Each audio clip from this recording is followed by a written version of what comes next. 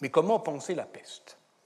Et comment écrire un récit de la peste? Et par où commencer? Et est-ce que ça ne serait pas, au fond, ce qu'on appelle une fausse bonne idée, toute cette histoire d'épidémie? Est-on bien certain qu'une épidémie soit bonne à penser historiquement? Dans l'une de ces chroniques historiques du journal Libération, l'historien de la médecine Guillaume Lachenal, c'était le 19 février 2020, donc au début de quelque chose, écrivait ceci. « Les épidémies sont des sujets maudits pour les historiens. D'abord, c'est toujours la même histoire. On connaît par cœur le début, le milieu et la fin.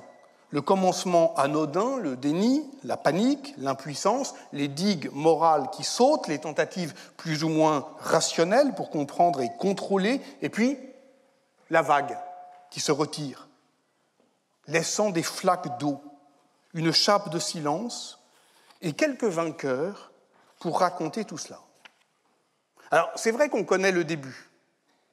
C'est certain qu'on connaît le milieu. Ou bien, plus précisément, on reconnaît qu'il y a eu un début depuis le milieu. La fin, c'est moins clair.